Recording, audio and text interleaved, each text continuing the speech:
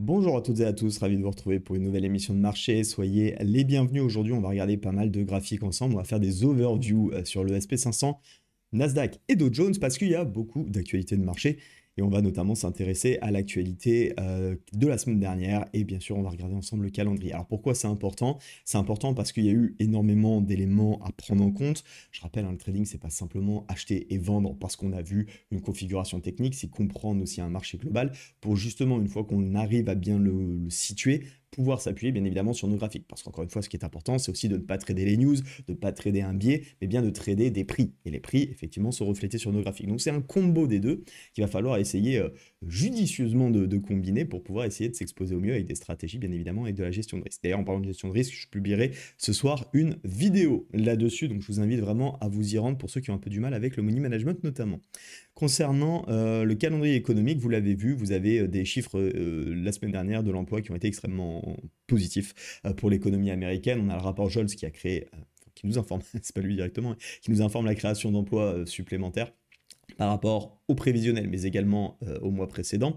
On a eu la confirmation de ces bons chiffres avec les créations d'emplois dans le secteur non agricole, donc les fameux NFP pour Non-Farm Payroll, donc vous entendrez sûrement parler si vous suivez un petit peu l'actualité, avec 256 000 créations d'emplois comparé à 212 mois précédents et 164 en prévisionnel, et surtout on a un taux de chômage qui est inférieur aux attentes. C'est extrêmement positif pour l'économie américaine. Pourquoi? Tout simplement parce qu'on crée de l'emploi et on pourvoit les postes et on a peu de personnes donc qui restent peu. En tout cas, on n'a pas une augmentation du chômage en parallèle, ce qui permet finalement de mettre les personnes au boulot et de créer de la dynamique. Malgré tout, il y a un point à cela, c'est que forcément, quand les gens travaillent, les gens perçoivent des salaires, les salaires n'ont pas vraiment augmenté. Donc ça reste OK, même s'ils avaient bien augmenté sur les mois précédents. Et donc, plus les gens travaillent, plus il y a plus de pouvoir d'achat malgré tout, et plus il y a des risques d'inflation. Et ça, c'est pas toujours apprécié dans notre contexte, en tout cas. Attention, hein, ce qu'il faut, c'est ne pas transposer ce qui est vrai aux États-Unis, par exemple, aujourd'hui, à ce qui pourrait l'être, par exemple, en Europe. C'est vraiment une économie particulière pour chacun, c'est toujours un contexte global. C'est pour ça que je dis qu'il faut jamais trader la news, parce que par exemple ici on se dirait je comprends pas, les news sont sorties vertes, ça plonge sur les graphiques. Donc la prochaine fois que ça sort vert ici, eh bien je vends. Non, pas forcément. Parce qu'à chaque fois, la news de l'emploi va s'intégrer avec la croissance, va s'intégrer avec l'inflation, va s'intégrer avec les PMI, va s'intégrer avec la confiance des consommateurs. Bref, il y a plein de choses comme ça où en fait c'est un panier de news sur lequel le marché bien se positionne, donne un petit peu son avis et à partir de là bien réussit à faire son choix. On le voit désormais à partir de pour la prochaine projection des taux, pardonnez-moi, on a vraiment un marché qui est plus du tout optimiste sur une baisse de taux et donc on s'attend à un statu quo. Donc désormais c'est quasiment acté, bien évidemment ça peut encore changer, d'autant que cette semaine, si on se positionne sur notre calendrier économique, vous le voyez, on aura énormément de news autour de l'inflation et donc je vous invite bien évidemment à les suivre, que ce soit d'ailleurs aux États-Unis pour notamment les indices US, mais on voit aussi qu'on aura d'autres régions sur lesquelles on sera attentif, avec notamment le PIB de la Chine qui sera publié. Si vous souhaitez avoir un petit peu plus d'actualité sur les marchés financiers, je vous ai fait un topo ce matin, vous savez que je parcours Zone Bourse, je suis allé sur les échos aussi ce matin, et des sites aussi anglais, sur lesquels je vous fais un résumé un petit peu de ce qui s'est passé. Donc si ça vous intéresse, je vous invite à venir sur notre canal, sur mon canal Telegram, je suis tout seul. Et vous avez également les publications de mes nouvelles vidéos, des outils que je vous partage pour aider votre trading ou la productivité. Là, c'était plutôt sur la productivité la semaine dernière. Et puis également, vous avez un bilan envoyé des trades qu'on a pu prendre suite au plan que je fais le lundi matin avec les membres du Capital 100K, mon petit groupe de traders que j'accompagne et donc que je vais rejoindre d'ailleurs juste après cette vidéo pour approfondir nos plans. Et puisqu'on se parle de plans, eh bien allons voir tout de suite nos indices. Parce que ça a bougé du côté des indices, on va essayer plutôt que rentrer dans le détail, voir les gros niveaux clés à surveiller et les tendances. Vous vous en souvenez peut-être, mercredi on avait fait un super live tous ensemble, on avait parlé de quelques niveaux importants du côté du Nasdaq et du SP 500 notamment. SP 500, on voit, on a une grosse bougie baissière, hein, donc les chiffres de l'emploi sont venus renforcer l'idée qu'on a une belle économie américaine et au-delà de ça, qu'on a finalement les spéculations, parce que en réalité, on ne sanctionne pas que l'économie américaine aille bien. Ce qu'on sanctionne, ou plutôt ce qu'on fait du côté du marché américain, c'est qu'on prend aussi des profits par rapport à un contexte dans lequel on a spéculé sur une baisse des taux, ce qui allait aussi permettre de faire grandir les marchés, ce qui a priori n'est pas le cas. En tout cas, on est bien loin des objectifs qui avaient été fixés en 2024, qui, je vous le rappelle, tournaient autour de 7 ou 8 baisses des taux, et finalement, on n'en a eu que 2. Et surtout, cette année, il y a peut-être moins de prévisions de baisse des taux. Ça ne veut pas dire que l'année sera mauvaise, mais il y a aussi peut-être une prise de profit qui se fait, hein, parce que quand on voit ce rallye haussier depuis novembre 2023, bah, on voit bien, hein, il y a eu très très peu de séances baissières. On voit des petites phases de correction. Alors ça d'ailleurs, c'est pas les combinaisons que je suis le plus de chandeliers japonais, mais les trois bougies rouges comme ça à la suite, retournées par une belle bougie verte, notamment celle-ci, c'est très souvent comment dire, des configurations de continuation de tendance. On a le petit mouvement correctif avant de repartir. Là, on voit que c'est un petit peu moins le cas. On est plus dans une phase de consolidation et on va descendre d'ailleurs en daily pour le voir. Vous voyez, les marchés sont quand même beaucoup plus hésitants. Et je vous avais parlé notamment mercredi, mais aussi dans une vidéo dédiée au SP500, pardonnez-moi, de ce niveau technique important à ne pas céder. Et vous le voyez, bon, là, clairement rompu, et on l'a bien rompu. Hein, on n'est pas sur la petite cassure comme on aurait pu l'avoir, je ne sais pas, ici. Voilà, hein, typiquement. Ici, cette bougie rouge où on voit, par rapport au niveau vert, j'entends, on a une très légère cassure, on n'a pas vraiment de validation.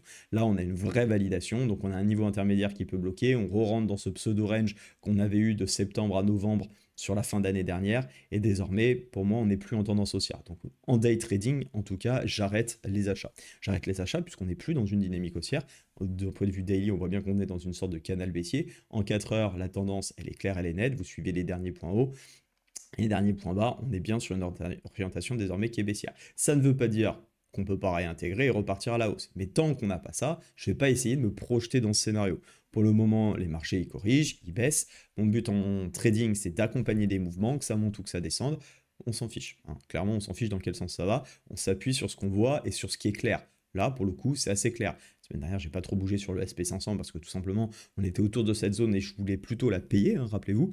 On n'a pas eu de signal d'achat. Au contraire, on invalide plutôt le contexte acheteur, donc on s'oriente désormais sur des baisses. C'est comme ça qu'on va apprendre à créer des plans. Et bien évidemment, ensuite, on a des stratégies avancées avec de la gestion de risque, hein, je rappelle, très important, que vous pouvez mettre en place. Mais ça vient toujours en combinaison d'une bonne compréhension des marchés de manière fondamentale et des marchés, bien évidemment, d'un point de vue technique. D'ailleurs, si vous êtes un petit peu en difficulté, je me permets juste de vous le reglisser ici, mais il y a toujours 10 places hein, disponibles pour mon programme Trading 60 Days Trading Booster. Qu'est-ce que c'est si vous ne connaissez pas? En 2 mots et 2 options.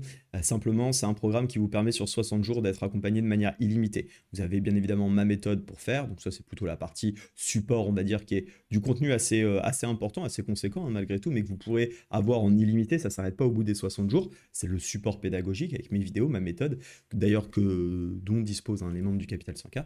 Et ensuite, vous avez 60 jours de coaching illimité et intensif. Donc ça vous permet bien de me solliciter comme vous souhaitez. Il y aura des coachings bien évidemment collectifs en groupe de 10 maximum qui vous sont proposés. Et bien évidemment, vous serez avec nous aussi le lundi matin avec le replay bien évidemment de cette émission que je m'apprête à faire avec les membres du Capital 100K pour vraiment comprendre comment on applique la méthode de manière concrète sur les graphiques, apprendre à faire des plans bien évidemment.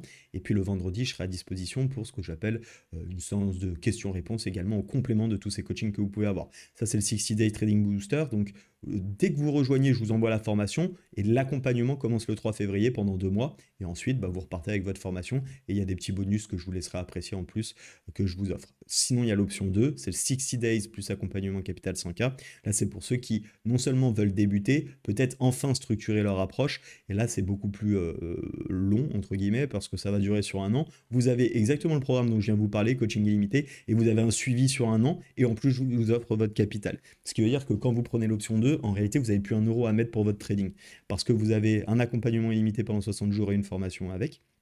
Vous avez les 10 mois d'accompagnement supplémentaire avec le Capital 100K. Ça permet d'être aussi avec des traders qui sont accompagnés depuis plusieurs mois maintenant avec moi, voire même plusieurs années pour certains, et qui permettent d'avoir aussi des partages, des retours avec des trades, des opportunités, des analyses, mes lives bien évidemment pendant 1 an. Bref, tout ça, c'est un accompagnement un peu plus appuyé avec un coaching par mois à partir de ce moment-là qui vous permet finalement d'avoir un suivi chaque mois, de voir qu'est-ce qui a été bien fait, moins bien fait, et ça permet de progresser. Je rappelle que le trading, hein, on ne réussit pas en 3 mois, c'est faut quand même avoir des bases solides, et là vraiment vous avez tout pour réussir. Et en plus de ça, je vous offre 1 an sur Darwin X0, donc comme ça vous êtes tranquille, vous avez votre capital, vous pouvez appliquer ce qu'on voit ensemble, moi ça me permet de vous suivre aussi, il y a bien évidemment tous les outils, hein, journaux de trading, etc. qui sont fournis, donc on peut vraiment faire quelque chose de qualitatif.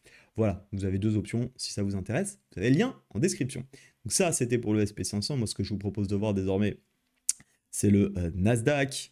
Le Nasdaq, il y avait un niveau, on avait vu cette structure la semaine dernière avec ce fanion hein, en contraction ici. Très intéressant, plutôt plan acheteur jusqu'à ce niveau-là. On voit que le plan, les marchés ont corrigé, donc forcément, les plans ne se sont pas déclenchés. On revient sur notre zone d'intérêt également. Et ici, c'est la zone à ne pas casser. Pour l'instant, je ne passe pas encore vendeur tant qu'on est dans cette zone des 20 700. C'est ce qu'on s'était dit la semaine dernière. Je vais attendre. Vous allez me dire, bah ouais, mais c'est un peu pénible parce que si ça baisse, tu vas rater le mouvement. Bah, pas forcément. Parce qu'en fait, alors sur le Nasdaq, oui, probablement, ça je vous l'accorde. Déjà, rater un mouvement, c'est pas grave, premier point. Et deuxièmement, c'est surtout que comme on a vu la configuration actuelle sur le SP500, et si le Nasdaq plonge, il y a fort à parier que le SP500 aussi. Donc le Nasdaq, bah, on laissera plonger et casser son support et on ira s'intéresser au SP500 qui nous offrira probablement des opportunités dans un contexte et un cadre de marché qui est déjà plutôt orienté à la vente, selon moi en tout cas en day trading. Maintenant, si on a ici une réaction acheteuse et qu'il faut la payer peut-être mardi, mercredi, jeudi, il n'y a aucun problème, on ira parce que pour moi, on reste ici simplement dans une petite contraction. Ok, court terme, oui, on est baissier, mais si on a une relance, je voulais dire, non pas un Roland, une relance de la hausse, eh bien on n'hésitera pas bien évidemment à le travailler dans ce sens-là. Du côté du Dow Jones, pour terminer sur le troisième indice, eh bien vous le voyez, on est vraiment dans cette tendance baissière dont on s'était parlé. On avait parlé de prendre des achats uniquement si on venait casser les 0,5 et réintégrer ce canal, ce qui n'a pas été le cas. On avait même parlé d'ailleurs de prendre des ventes et on a eu un très joli combo vendeur ici le 27 décembre. Mais bon, ça pour le coup, au mieux vaut l'éviter, c'est le range de Noël. Et ce qu'on cherchait à faire surtout la semaine dernière, c'était attendre une cassure par le bas de cette zone de support. Et on l'a bien eu. Elle est propre, très propre.